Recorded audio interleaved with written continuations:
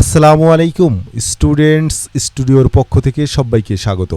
আশা করি সবাই ভালো আছো। আজকে কথা বলবো এইচএসসি 2026 সালে অনুষ্ঠিত সকল বোর্ডের ইংরেজি বিষয়ের কমপ্লিটিং সেন্টেন্স নিয়ে। আজকে থাকছে প্রতিটি প্রশ্নের উত্তর, অর্থ, সংশ্লিষ্ট রুলস, কিছুটা এক্সপ্লেনেশন। তার আগে ছোট্ট একটি কথা, যারা চ্যানেলে নতুন এসেছো আশা করি সাবস্ক্রাইব করে পাশে থাকবে। প্রথমেই কম্বাইন্ড বোর্ড, অর্থাৎ তোমরা জানো এবার প্রশ্ন সকল বোর্ডের একই ছিল, শুধুমাত্র প্রাকৃতিক দুর্যোগের জন্য কিছু বোর্ড প্রশ্ন আলাদা হয়েছিল, সেগুলো নিয়েও কথা বলবো। ধৈর্য সহকারে প্রথম থেকে শেষ পর্যন্ত দেখতে থাকো। তো কম্বাইন্ড বোর্ডের যে প্রশ্নটি ছিল সেটার প্রশ্নটি একটু খেয়াল করো। প্রথম প্রশ্ন, রেসপেক্ট ইজ রেসিপ্রোক্যাল, অর্থাৎ সম্মান যেটা সেটা হচ্ছে পারস্পরিক একটা বিষয়। You can not expect respect from others, তুমি সম্মান আশা করতে পারো না, ফ্রম আদার্স অন্য কারো কাছ থেকে সম্মান আশা করতে পারো না, আনলেস যদি না তুমি তাহলে এমন একটা কমপ্লিটিং সেন্টেন্সের জন্য এমন একটি ক্লজ বা ফ্রেজ কল্পনা করো যেটা এটা পূর্ণ করবে। তাহলে এটা কেমন হয় যে তুমি সম্মান আশা করতে পারো না যদি না তুমি অন্যকে সম্মান দান করো বা সম্মান প্রদান করো বা সম্মান করো, এরকম হবে। তাহলে আনলেস এখানে আমরা ব্যবহার করব, আনলেস ইউ রেসপেক্ট আদার্স, এমন কথা তো হবে। এরপরে বি নম্বরে দেখো, women constitute half of the total population of Bangladesh, অর্থাৎ আমাদের বাংলাদেশের জনসংখ্যার অর্ধেকই মেয়ে মানুষ বা নারী। নো প্রোগ্রেস ইজ পসিবল, কোনো অগ্রগতি বা উন্নতি সম্ভব নয়। তাহলে যেহেতু নারীদেরকে নিয়ে বলা হচ্ছে কোনো অগ্রগতি বা উন্নতি সম্ভব নয়, তাহলে এখানে আমরা কি ব্যবহার করতে পারি? আমরা নারীদেরকে পিছিয়ে রেখে বা নারীদেরকে ইনঅ্যাক্টিভ রেখে এমন কথা বলার মাধ্যমে, বা নারীদেরকে কাজের বাইরে রেখে এমন কথা, তাহলে ইংরেজিতে কীভাবে বলবো? উইদাউট দেয়ার অ্যাক্টিভ পার্টিসিপেশনস, অথবা আনলেস দে পার্টিসিপেট অ্যাক্টিভলি, অথবা বলতে পারি if we keep them inactive, যদি আমরা তাদেরকে ইনঅ্যাক্টিভ রাখি, কর্মের বাইরে রাখি, এমন কথা। টাইম ইজ ভেরি প্রিসিয়াস, সময় খুবই মূল্যবান। So we should make the best use of time, সুতরাং আমাদের সময়ের সঠিক ব্যবহার করতে হবে। উইথ আ ভিউ টু, তোমরা জানো উইথ আ ভিউ টুর পরে কিন্তু ভার্বের আইএনজি ফর্ম ব্যবহার করা হয়। তো এমন একটা ভার্ব নিব, এটার সাথে ম্যাচিং করে এমন একটা ভার্ব নিব এবং সে ভার্বের আইএনজি যুক্ত করব। তারপরে যেহেতু সময় নিয়ে কথা বলা হচ্ছে, তাহলে ভার্বটা ম্যাচিং করে এমন একটা ভার্ব নিয়ে সেটার সাথে আইএনজি যুক্ত করে আমরা গ্যাপ ফিলিং করে দেবো। তাহলে এটা হবে যে সময় মূল্যবান, so we should make the best use of time with a view two, কিসের জন্য? উদ্দেশ্যে। উইথ আ ভিউ টু মানে উদ্দেশ্যে, কিসের উদ্দেশ্যে? অ্যাচিভিং আওয়ার গোলস, আমাদের উদ্দেশ্য সফল করার জন্য বা আমাদের যে টার্গেট আছে সেটা অর্জন করার জন্য। এরপরে রয়েছে corruption is the main hindrance to the development, corruption বা দুর্নীতি হচ্ছে উন্নয়নের সবচাইতে বড় অন্তরায় অফ আওয়ার কান্ট্রি, আমাদের দেশের। ইট ইজ হাই টাইম, তোমরা জানো নিয়মটা যে ইট ইজ হাই টাইমের পরে সাবজেক্ট, সাবজেক্টের পরে ভার্বের পাস্ট ফর্ম হয়। তো ইট ইজ হাই টাইম, এটাই উপযুক্ত সময়। আমরা কি এই যে করাপশনের সাথে রিলেটেড করে আমাদের একটা ফ্রেজ ব্যবহার করতে হবে। উই স্টপড করাপশন দিতে পারি, উই স্টপড করাপশন, অথবা আমরা বলতে পারি it is high time government took steps against corruption, এটা বলা যায়। অনেকভাবে এটা তুমি পূরণ করতে পারো।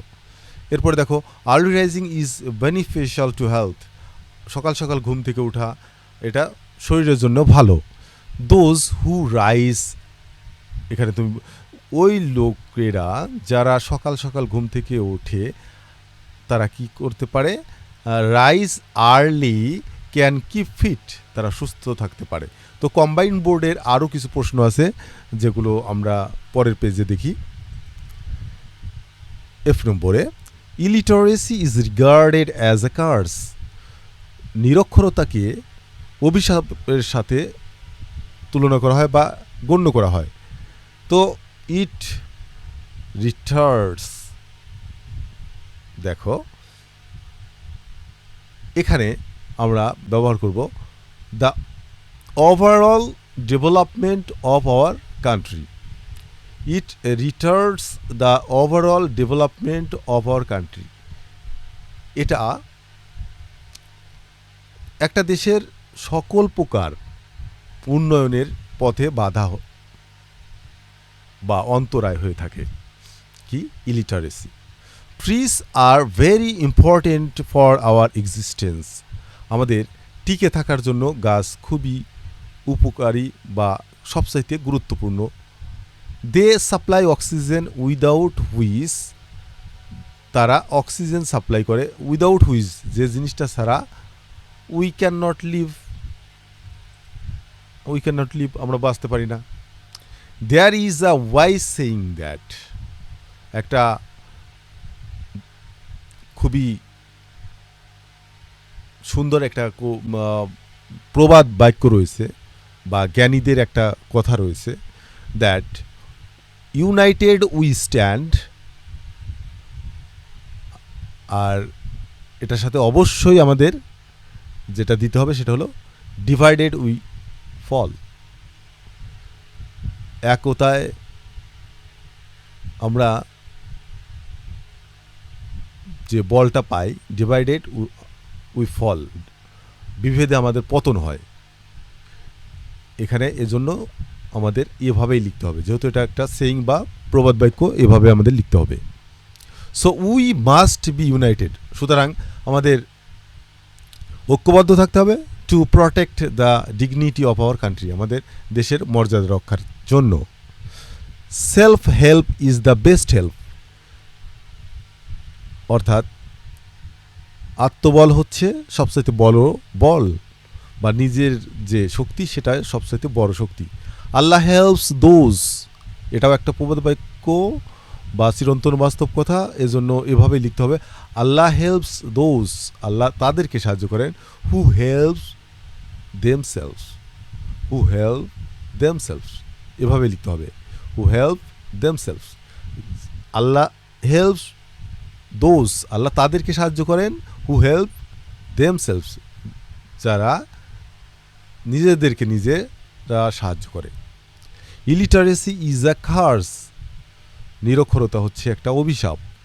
If all the children of Bangladesh went to school, যদি সব বাচ্চারা, বাংলাদেশের সব বাচ্চারা স্কুলে যেত, তাহলে ইফ দ্বারা যুক্ত, এটা কিন্তু একটা কন্ডিশনাল, ইফ দ্বারা যুক্ত, ইফ যুক্ত ক্লজটি পাস্ট ইনডিফিনিট টেন্সে আছে, তাহলে বাকি ক্লজটি কি হবে? অবশ্যই এটা সেকেন্ড কন্ডিশনালে পড়বে, অর্থাৎ উড হবে, সাবজেক্ট প্লাস উড হবে। দেখো, Bangladesh would be a better nation, Bangladesh একটি ভালো জাতি হতে হতো। এরপরে দেখো চিটাগং বোর্ড, দুর্যোগের কারণে, বন্যার কারণে চিটাগং বোর্ডের পরীক্ষা স্থগিত হয়ে যায়, যার কারণে পরবর্তীতে পরীক্ষাটা হয়। এজন্য তোমাদের চিটাগং বোর্ডের প্রশ্নটি সংযুক্ত করা হয়েছে। পিপুল ওয়ার্ক হার্ড, লোকজন কঠোর পরিশ্রম করে, উইথ আ ভিউ টু, কি উদ্দেশ্যে? তাহলে আমরা উইথ আ ভিউ টুর নিয়ম জানি, উইথ আ ভিউ টুর পরে ভার্বের আইএনজি ফর্ম হয়, তোমরা জানো। তো পিপুল ওয়ার্ক হার্ড, লোকজন কঠোর পরিশ্রম করে, কিসের জন্য? এখানে আইএনজি গেটিং মানি দিতে পারি, আর্নিং মানি দিতে পারি, অথবা গেটিং হ্যাপিনেস দিতে পারি, বিভিন্নভাবে আমরা এটা ফুলফিল করতে পারি। তো আর্নিং মানি আমরা দিলাম, লোকজন কঠোর পরিশ্রম করে, earning with a view two earning money, টাকা উপার্জন করার জন্য, উদ্দেশ্যে। After I have finished my home task, তাহলে এটা ফিউচার, একটা ফিউচার টেন্সের একটা এক্সাম্পল থেকে নেওয়া। তো এটা আমরা যদি এখানে ফুলফিল করি আফটার বা বিফোর দ্বারা যুক্ত দুইটা ক্লজ, তো এখানে আমরা এভাবে পূরণ করি, I will go to sleep, আমি ঘুমোতে যাব, অথবা I will go to bed after I have finished my home task, আমি আমার হোম টাস্ক বা বাড়ির কাজ শেষ করার পরে আমি ঘুমোতে যাব। A person without moral values, একজন ব্যক্তি যার মধ্যে নৈতিকতা বা নৈতিক মূল্যবোধ নেই। A person without moral values, এখানে আমরা ক্যান দিয়ে দিতে পারি, can do any inhuman deeds, সে যে কোনো কিছু করতে পারে, যে কোনো বাজে কাজ করতে পারে, এজন্য এখানে আমরা ব্যবহার করব can do any inhuman deed. When I was a child, যখন আমি শিশু ছিলাম, তাহলে শিশু সময় তুমি যা করতে, তেমন যে কোনো উদাহরণ তুমি দিতে পারো, যেমন এখানে আমরা যোগ করতে পারি আই ইউজ টু, আমি অভ্যস্ত ছিলাম বা আমি করতাম, play with my friends in the afternoon, বিকেলে আমি আমার বন্ধুদের সাথে খেলা করতাম। হার্ডলি হ্যাড, তোমরা জানো হার্ডলি হ্যাড থাকলে, হার্ডলি হ্যাড হোয়েন দ্বারা যুক্ত আরেকটি ক্লোজ ব্যবহার করতে হবে। তো ক্লজটা এভাবে আমরা দিব, এটার সাথে সম্পর্ক রেখে দেব, যেন একদম ভিন্ন না হয়ে যায়। Hardly had we started to go to college, আমরা কলেজে যাত্রা শুরু করা মাত্রই বৃষ্টি শুরু হয়ে গেল। এরপরে চিটাগং বোর্ডের বাকি অংশ দেখো, স্ট্রাইক দ্য আয়রন, এখানে এটাও একটা প্রবাদ বাক্য, হোয়াইল ইট ইজ হট, অর্থাৎ গরম থাকতেই লোহাকে পেটাতে হয়, অর্থাৎ ছোটোবেলা থেকেই শাসন করতে হয়, এমন একটা প্রবাদ বাক্য এখানে ব্যবহার করা হয়েছে, না হলে বড় হয়ে গেলে আর শাসন করে লাভ হয় না। এরপরের বাক্যটি খেয়াল করো, is not a real life at all, শুধু নিজের চিন্তা করার যে বিষয়টি, এমন লাইফ আসলে কোনো লাইফই নয়। এমন কথা বলতে গেলে তোমাকে বলতে হবে যে living only for one self, শুধুমাত্র নিজের জন্য ভাবনার যে জীবনটি, সে জীবনটি শুধুমাত্র প্রকৃত জীবন নয়। ডু ইউ নো হোয়েন, এই যে তুমি কি জানো, এটা তুমি বিভিন্নভাবে বলতে পারো যে do you know when he will come, অথবা when the shop will open. তবে অবশ্যই মনে রাখবে যে একটা বাক্যে দুইবার প্রশ্ন হয় না, একবার প্রশ্ন হয়ে গেছে এখানে, ডু ইউ নো হোয়েন, এই যে হোয়েন, এই অক্সিলিয়ারি ভার্বটা কিন্তু এখানে আনা যাবে না, এটা সাবজেক্টের পরেই চলে যাবে, এটাই কিন্তু যে do you know when the train will arrive, কখন ট্রেনটি পৌঁছবে, এটার মনে রাখলেই চলবে। I would have made a good result, এটাও একটা কন্ডিশনালের নিয়ম অনুসরণ করছে। দেখো, অর্থাৎ সাবজেক্টের পরে উড হয়েছে, তার মানে বোঝা যাচ্ছে যে এটা সেকেন্ড কন্ডিশনালের নিয়ম অনুসরণ করবে, যে I would have made a good result. এখানে উড প্লাস হ্যাভ প্লাস ভার্বের পিপি, অর্থাৎ তার মানে বোঝা যাচ্ছে যে এটা থার্ড কন্ডিশনালকে কভার দিবে। আমি একটি ভালো রেজাল্ট করতে পারতাম, অর্থাৎ থার্ড কন্ডিশনাল। তো এখানে ইফযুক্ত একটা ক্লজ হবে, if I had studied attentively, যদি আমি মনোযোগ সহকারে পড়াশোনা করতাম, আমি একটি ভালো রেজাল্ট করতে পারতাম। ইফ উইন্টার কামস, যদি শীত এসে যায়, এটা একটা খুবই পরিচিত এবং খুবই ফেমাস একটি উক্তি, যেখানে বলা হচ্ছে if winter comes can spring be far behind, শীত এসে গেলে বসন্ত কি দূরে থাকতে পারে। এরপরে দেখো, এরপরে রয়েছে আলিম বা মাদ্রাসা বোর্ড। প্রথম প্রশ্নটি রয়েছে, morning air is very good for our health. সকালের বাতাস আমাদের স্বাস্থ্যের জন্য খুবই ভালো। Unless you get up early in the morning, যদি না তুমি সকালে ঘুম থেকে ওঠো তাহলে কি হতে পারে? তুমি অসুস্থ হয়ে যেতে পারো। তুমি সকালে ঘুম থেকে না উঠলে সকালের বাতাসটা তুমি এনজয় না করতে পারো, এই ধরনের বাক্যই হবে। তোমার ইচ্ছা মতো তুমি আরও সহজ বাক্য দিতে পারো। তাহলে আমরা দিলাম ইউ মে ফল ইল, তুমি অসুস্থ হয়ে পড়তে পারো।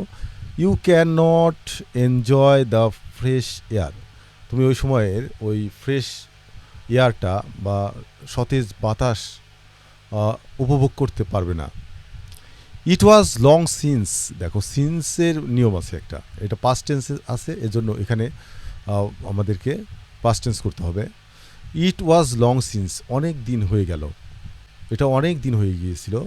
আমরা এখানে ব্যবহার করব আই হ্যাড মেট, পাস্ট, এখানে আমরা ব্যবহার করব পাস্ট পারফেক্ট টেন্স, অর্থাৎ সিন্স দ্বারা যুক্ত দুটি ক্লজের প্রথমটি যদি পাস্ট টেন্স হয়, পরেরটি কিন্তু পাস্ট পারফেক্ট টেন্স হবে।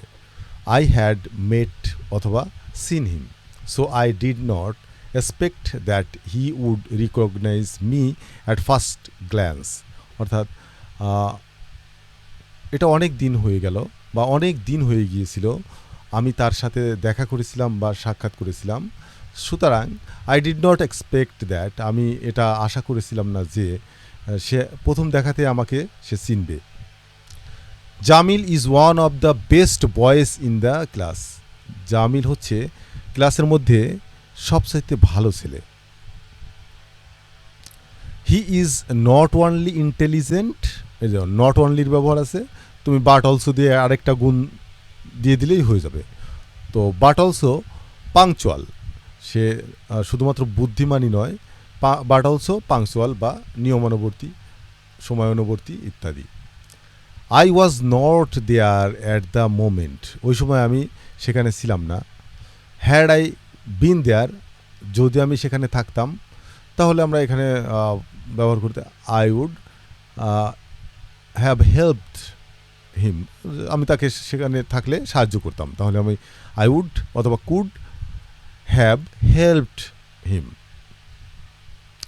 21st February is a red letter day in our life, অর্থাৎ 21শে ফেব্রুয়ারি হচ্ছে আমাদের জীবনে স্মরণীয় একটি দিন। বিকজ, কারণ এই দিনটার সম্পর্কে আমাদেরকে কারণটা আমাদেরকে লিখতে হবে। কারণ উই স্যাক্রিফাইসড আওয়ার লাইফস, আমরা উৎসর্গ করেছিলাম আমাদের জীবন ফর আওয়ার মাদার টাং, আমাদের মাতৃভাষার জন্য, অন দিস ডে, এই দিনে। It is our mother language day, এটা হচ্ছে আমাদের মাতৃভাষা দিবস। দেখো বাকি অংশ, I have to mate the principal, আমাকে আমার প্রিন্সিপালের সাথে সাক্ষাৎ করতে হবে। ডু ইউ নো হোয়ার, তুমি জানো হোয়ার হি ইজ, অথবা আমরা বলতে পারি হোয়ার হি হ্যাজ গন, তিনি কোথায় গিয়েছেন বা তিনি কোথায় আছেন। এখানে কিন্তু ওই যে অক্সিলারি ভার্ব কিন্তু সামনে আসবে না, কারণ একবার প্রশ্ন হয়ে গেছে, একই বাক্যে দুইবার প্রশ্ন হয় না, এর আগেও একবার বলেছি। Mister Tipu is a driver of the chairman, mister Tipu হচ্ছেন চেয়ারম্যানের ড্রাইভার। He behaves as if, as ইফের নিয়ম, এটা প্রেজেন্ট ইনডিফিনিট টেন্সে আছে, এজন্য এখানে সাবজেক্ট যাই থাকুক ওয়ার হবে, ভার্বের ক্ষেত্রে বি ভার্ব ব্যবহার করলে ওয়ার হবে। তো অ্যাজ ইফের পরে হি বিহেভস, সে এমন ব্যবহার করে, তিনি কিন্তু একজন ড্রাইভার, চেয়ারম্যানের ড্রাইভার, কিন্তু এমন ব্যবহার করে, he behaves as if he were the chairman himself, সে নিজেই যেন একজন চেয়ারম্যান। অর্থাৎ অবাস্তব কল্পনা বোঝালে হির পরে ওয়াজ না হয়ে ওয়ার হবে। তোমরা জানো অ্যাজ ইফের বা অ্যাজ দোর পরে সাবজেক্টের পরে ওয়ার হয় বি ভার্বের জন্য। Okay, our country is beset with many problems, আমাদের দেশে অনেক সমস্যায় জর্জরিত। So we all should come forward with a view টুর পরে ভার্বের আইএনজি, আমাদের সবার এগিয়ে আসতে হবে with a view to solving this type of problem, অর্থাৎ আইএনজি যুক্ত করতে হবে। সলভিং দোজ প্রবলেমস, ওই সমস্যার সমাধানে সবাইকে এগিয়ে আসতে হবে। Shamim's examination is knocking at the doors, শামিমের পরীক্ষা একদমই নিকটবর্তী। হি রিডস অ্যাটেন্টিভলি, সে খুব মনোযোগ সহকারে পড়ছে। লেস্টের পরে শুডের ব্যবহার আছে, লিস্ট। হি শুড ফেল, পাশে সে ফেল না করে বসে, এজন্য সে মনোযোগ সহকারে পড়ছে। Shimul wants to work for mankind, Shimul মানব জাতির জন্য কাজ করতে চায়। He wants to become a doctor, সে একজন ডাক্তার হতে চায়। সো দ্যাট, যাতে সে গরিব দুঃখীদেরকে সাহায্য করতে পারে এমন। So that he can serve the nation, সে জাতিকে সাহায্য করতে পারে। ওকে, এরপরে দেখো আলিম বা মাদ্রাসা বোর্ডেরই, যেটা চিটাগং বোর্ডের এরিয়াতে অনুষ্ঠিত হয়েছিল, অর্থাৎ চিটাগং বোর্ডের যে পরীক্ষা বাতিল করা হয়েছিল সে প্রশ্নের অ্যান্সার তো দেওয়াই হয়েছে, কিন্তু আলিম বোর্ডেরও তো পরীক্ষা ছিল সেখানে, সেই প্রশ্নের অ্যান্সার এখন আমরা দিব। I have an emergency visit to Dhaka, আমার ঢাকাতে একটা জরুরি ভিজিট করতে হবে। তো if I were a bird, যদি আমি পাখি হতাম, এতই জরুরি যে আমি যদি পাখি হতাম তাহলে কি হতো, তাহলে I would fly to Dhaka, আমি ঢাকায় উড়ে যেতাম। He likes to read science fiction, সে সায়েন্স ফিকশন বা বিজ্ঞান কল্পনা প্রসূত যে গল্পগুলো আছে সেটা পড়তে পছন্দ করে। He went to the book fair, সে বই মেলায় গিয়েছিল। উইথ আ ভিউ টু, উদ্দেশ্যে, উইথ আ ভিউ টুর পরে ভার্ব আইএনজি ফর্ম হবে। With a view to buy যদি ব্যবহার করি, বাইং সাম নিউ বুকস, কিছু নতুন বই কিনতে। আই উড হ্যাভ, এখানে দেখো উড হ্যাভ যেহেতু ব্যবহার করা হয়েছে, তাহলে এখানে ইফযুক্ত থার্ড কন্ডিশনাল ব্যবহার করা হবে। If I had been rich, আমি যদি ধনী হতাম, I would have help the poor, আমি গরিবদেরকে সাহায্য করতাম। He is not good at English, সে ইংরেজিতে ভালো নয়। He is trying his best, so that, সে তার সর্বোচ্চ চেষ্টা করছে, সো দ্যাট, যাতে সে ভালো করতে পারে, এমন বাক্য। He can pass the examination, সে যাতে পরীক্ষা পাস করতে পারে। Every student should utilise their time properly, সঠিকভাবে প্রত্যেক ছাত্র বা শিক্ষার্থীর তার সময়ের সঠিক ব্যবহার করা উচিত।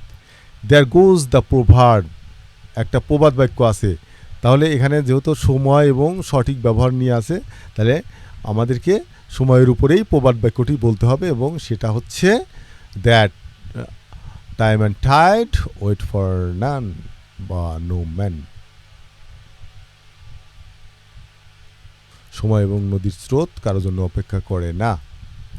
এরপরে দেখো বাকি অংশ, ওই প্রশ্নেরই বাকি অংশ।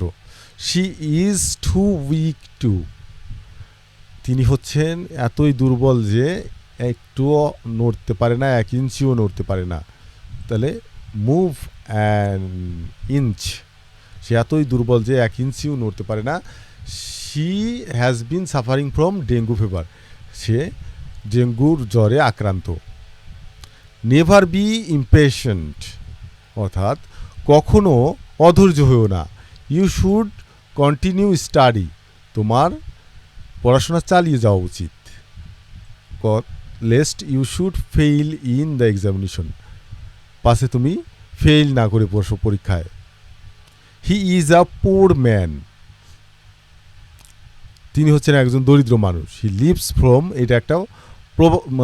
এটা একটা ফ্রেজ, যেটা আমরা জানি যে দিন এনে দিন খাওয়ার ইংরেজি হচ্ছে leaves from hand to mouth, অর্থাৎ দিন এনে দিন খায়। সে একজন গরিব মানুষ, সে দিন এনে দিন খায়, এর ইংরেজি হচ্ছে he lives from hand to mouth. I am very thirsty, আমি খুব তৃষ্ণার্ত। উড ইউ মাইন্ড, মাইন্ডের পরে ভার্ব আইএনজি ফর্ম হবে। উড ইউ মাইন্ড, তাহলে যেহেতু তৃষ্ণার্ত, would you mind giving me a glass of water, এমন হবে, giving me a glass of water. It was long since, ওই সিন্সের ব্যবহারটা তো তোমরা জানো, এখানে পাস্ট ইনডিফিনিট আছে, তো আমরা এটা এখানে করব past perfect. We had met last, so I did not expect that he would recognise, এটা বলা হয়েছে। অসংখ্য অসংখ্য ধন্যবাদ সাথে থাকার জন্য। যদি কোথাও না বুঝে থাকো অবশ্যই কমেন্ট করবে, আর কোন বিষয়ে তোমরা ভিডিও চাও অবশ্যই কমেন্টে জানাবে। ইনশাল্লাহ তোমাদের চাহিদা মতো ভিডিও দেওয়ার চেষ্টা করব। আজ এ পর্যন্ত, আল্লাহ হাফেজ।